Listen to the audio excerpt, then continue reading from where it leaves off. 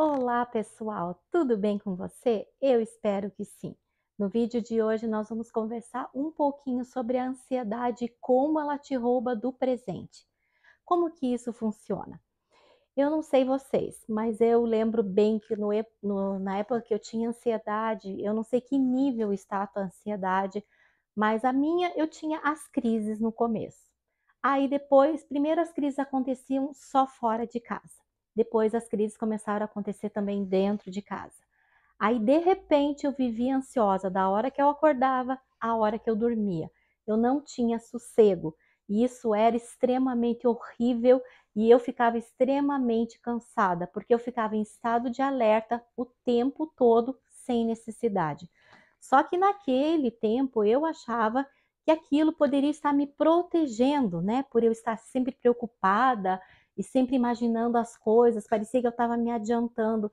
E, gente, que ciclo vicioso horrível, porque parece que você fica num looping e que você nunca vai sair de dentro dele. E o que que aconteceu? Eu lembro que naquela época, eu não vivia as muitas coisas que eu passei, eu não conseguia viver o que estava acontecendo. Eu lembro que aniversário, por exemplo, dos meus filhos, muitas vezes eu já começava a preparar tudo muito antes, né, e eu lembro que no dia, às vezes, eu estava tão ansiosa, tão preocupada, né, para que tudo fosse bem, para que tudo desse certo, mas eu não aproveitava nada, porque na verdade, eu queria que aquilo tudo acabasse logo, porque assim você fica preocupada se as pessoas estão satisfeitas, se elas estão felizes, se teu filho está feliz, se ele está aproveitando o aniversário, se ele está feliz que os amigos estão ali. Mas para mim não era uma coisa que eu estava sentindo prazer em. Eu conseguia perceber que eu estava tão assim, como é que eu posso dizer, tensa, com tantas preocupações, que parecia que quando aquilo terminava era um alívio, que tinha tudo acontecido, tudo dado certo e era um alívio. E eu lembro que não era só isso, gente. Eu lembro que eu ia almoçar fora, na casa de alguém. Eu ficava olhando no relógio se o tempo passar para eu já poder ir embora, porque eu não, na verdade, eu não queria estar ali. Então, te rouba as coisas boas também. Quantas vezes eu lembro que teve uma atividade uma vez que eu fui na escola da minha filha, da Beatrice, e ela era bem pequena, ela tinha acho que uns 5 anos mais ou menos, e a atividade era com as mães, né? E eu lembro que eu estava no auge da crise naquela época e que foi um sacrifício para mim ir lá, né? E eu lembro que eu olhava o relógio e eu olhava a porta e eu só pedia para Deus que eu não tivesse uma crise ali, que eu não, eu imaginava eu saindo correndo, eu sabe, dando uma desculpa para a professora e tudo mais. Primeiro que eu tentei dar todas as desculpas para não ir, mas daí quando eu vi que não tinha como eu não ir, eu tinha que ir, eu falei, meu Deus, agora me ajuda, me socorre.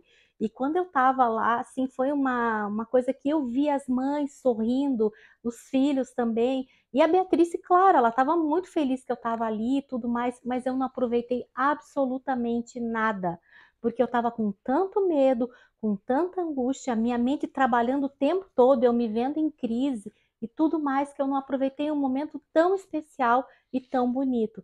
Hoje eu olho para trás e vejo o quão foi difícil para mim tudo que eu passei. Hoje em dia, assim, as pessoas têm mais acesso e na época não era, as pessoas não tinham o conhecimento que tem hoje sobre ansiedade, pânico e tratamento e terapia. E na época não tinha isso.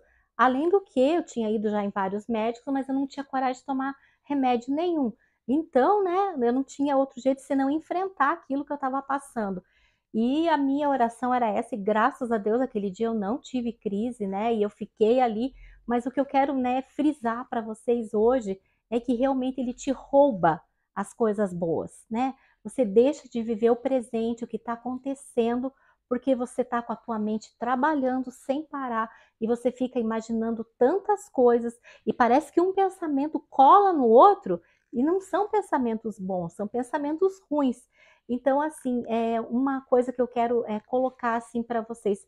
Você que está passando por isso, né? Está acontecendo. Vou contar mais uma coisa que acontecia também. Eu ia na igreja e é um lugar que eu amo estar. E eu lembro que bem nesse período também a gente ia e eu queria sentar na porta da igreja, porque eu tinha medo que me desse uma crise e que eu ia ter que sair correndo e tudo mais. Nunca aconteceu isso, nunca. Sempre foi na minha cabeça essas coisas. E elas são muito reais, muito verdadeiras. E eu lembro que eu sentava e ninguém entendia o que eu estava fazendo sentada ali, né? Mas eu sabia que eu precisava estar ali. Era um lugar como se eu me desse segurança de que eu poderia sair se eu não estivesse bem e tudo mais, se me desse falta de ar, meu coração disparasse e outras coisas. Então, assim, a dica que eu dou para vocês hoje em dia é que vocês tenham alguém que vocês possam falar como vocês estão se sentindo. Isso eu não tinha com quem falar, né? Então, se você tiver uma pessoa da sua confiança, que você possa expor como você se sente e peça para essa pessoa te ajudar nesse momento de exposição. Por exemplo, você vai num aniversário, mas você sente todo esse desconforto, esse mal-estar, né? Aí você fala com alguém, fala: "Olha, eu me sinto assim, assim, assim. Será que você pode ficar comigo?", né? A gente pode, porque quando você tem alguém para conversar, enquanto você conversa, você se distrai, né? A tendência é que o teu foco vá para a pessoa, vá para a conversa e você desligue aqueles pensamentos ruins. Então é você fazer isso. Outra coisa, antes do evento, ou o que quer que você vá fazer, encha a tua mente de bons pensamentos, né? Se você é cristão, escute louvores, louvores, né, que realmente adorem a Deus, que te encham da presença do Espírito Santo. Leia a Bíblia em voz alta, sabe? Leia livros que te façam bem, que te animem, que te levem para frente. Assista coisas que vão te deixar melhor do que você está. Não vai assistir filme de terror, de guerra, de dor, de um monte de coisa ruim. Não, não faça isso. Encha a sua vida daquilo que pode te trazer bons pensamentos, que pode te encher de alegria, de ânimo, de força e de coragem.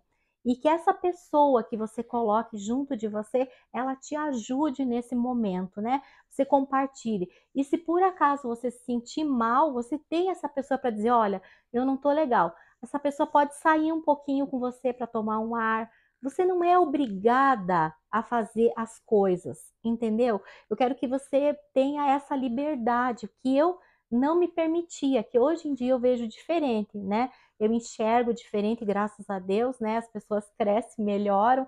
Então, assim, vocês saberem que é muito importante um amigo, né? Uma pessoa que você tenha para você compartilhar e te ajudar.